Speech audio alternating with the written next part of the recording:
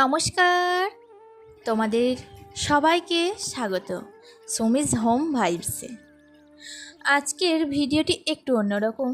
আজকের ভিডিওতে দেখাবো সাজিয়ে গুছিয়ে রাখতে জানলে মাটির ভাঙাচোরা টিনের ঘরটাকেও কিভাবে সুন্দর পরিষ্কার আর পরিপাটি করে রাখা যায়। সুন্দর একটা ঘর মানেই শুধু দামি জিনিসপত্র নয়, বরং নিয়মিত যত্ন, পরিষ্কার পরিচ্ছন্নতা আর একটু গোছানো অভ্যাস একটা সাধারণ ঘরকেও শান্তি আর ভালোবাসার ঠিকানায় পরিণত করে। আজ সারাদিনের ঘর গোছানো থেকে আরম্ভ করে সংসারের ছোট ছোট কাজের সঙ্গে তোমাদের নিয়ে থাকবো। আশা করি ভিডিওটা তোমাদের ভালো লাগবে এবং কিছুটা হলেও অনুপ্রেরণা দেবে। তাহলে চলো আর দেরি না করে শুরু করা যাক আজকের সুন্দর একটি ডেইলি হোম মেকিং ব্লগ। ভিডিওটি ভালো লাগলে অবশ্যই লাইক, কমেন্ট, শেয়ার করবে আর নতুন হলে অবশ্যই সাবস্ক্রাইব করে পাশে থাকবে। চলো তাহলে শুরু করা যাক। যাই হোক, প্রথমে আমরা যেখানেই থাকি না কেন সেখানে সকালবেলায় উঠে বাসি বিছানাটা তোলা আমাদের প্রধান একটা কাজ। এই কাজটা সব সময় আগে করার চেষ্টা করবে।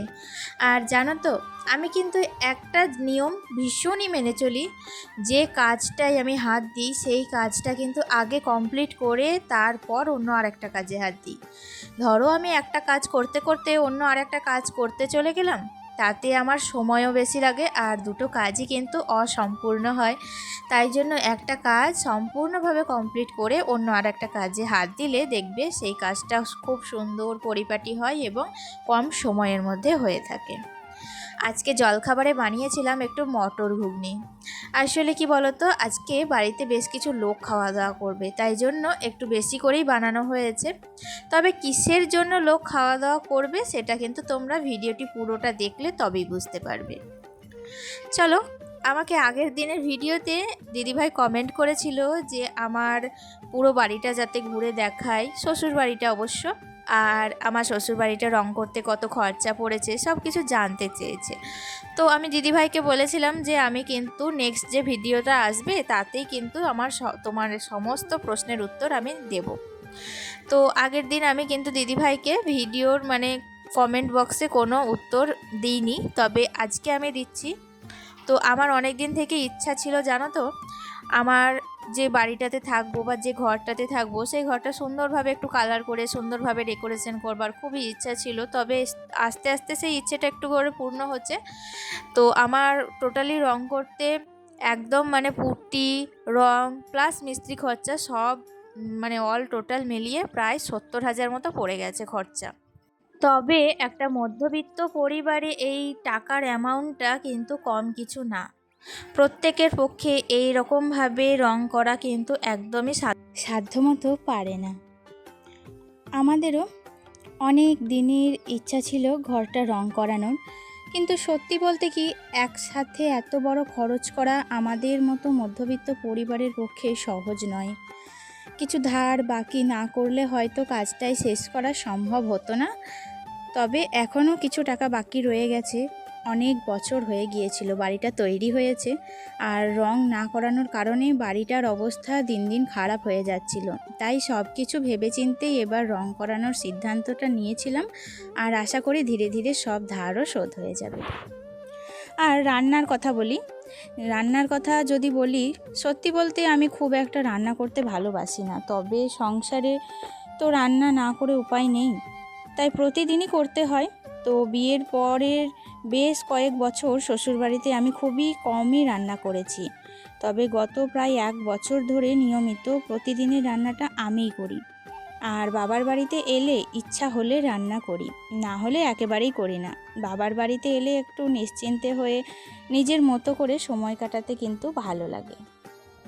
আসলে সত্যি বলতে মেয়েদের কাছে বাবার বাড়িটা একটা আলাদা অনুভূতির জায়গা।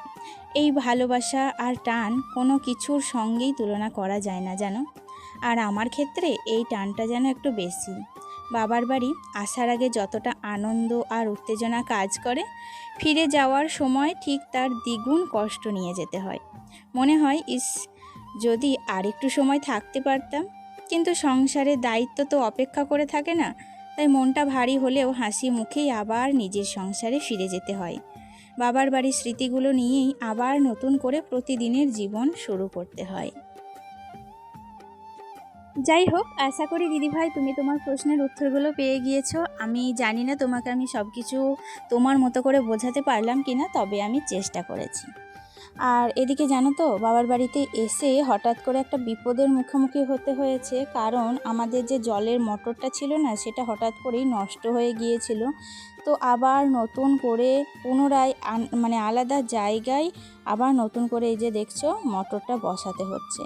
তো আমাদের মতো এই যে মধ্যবিত্ত পরিবারে এইটা হচ্ছে কিন্তু একটা বাড়তি খরচা, জানো তো। কিছু করার নেই, জল হচ্ছে জীবন, জল ছাড়া তো কিছুই করা প্রায় অসম্ভব ব্যাপার একদম।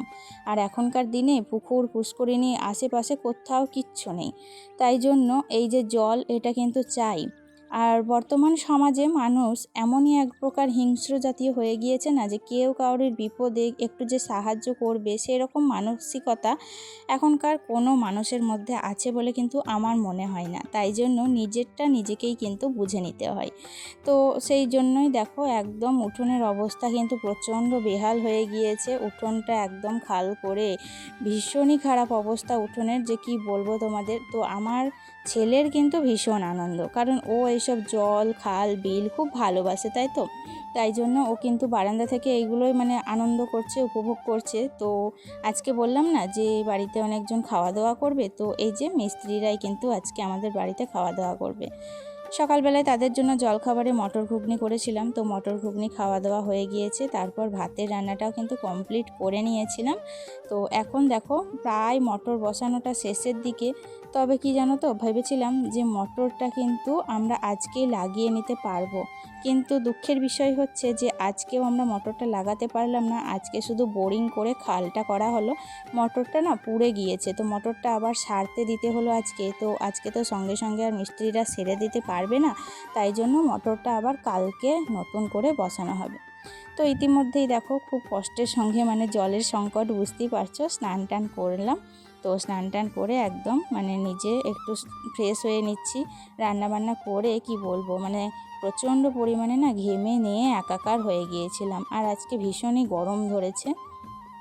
তো যাই হোক, দেখতেই পাচ্ছো আমাদের একটা ছোট্ট কুঁড়ে ঘর, আর এই কুঁড়ে ঘরের মধ্যেই কিন্তু আমরা এতজন মানে খুবই আনন্দে হাসি আহ্লাদে সবাই ভালোবেসে কিন্তু মিলেমিশে থাকতে ভীষণই পছন্দ করি। যাই হোক, আমার এই ছোট্ট বাড়িটা, আমার ছোট্ট একটা ফ্যামিলি তোমাদের কেমন লাগছে তোমরা অবশ্যই কিন্তু কমেন্ট করে জানিও। জানো তো, আমি যতই দূরে থাকি না কেন, কিন্তু এই যে আমার একটা ছোট্ট কুঁড়ে ঘর, এটার জন্যই আমার মনটা সব সময় টানে। মনে হয় এটাই কিন্তু আমার সেই শিকড়, যেটা টানে আমি বারবার এখানে আসি। তাহলে বন্ধুরা চলো, আজকের মতো ভিডিওটি এখানেই শেষ করছি। দেখা হচ্ছে নেক্সট ব্লগে। ভালো থেকো, সুস্থ থেকো। আজকে আসি, টাটা।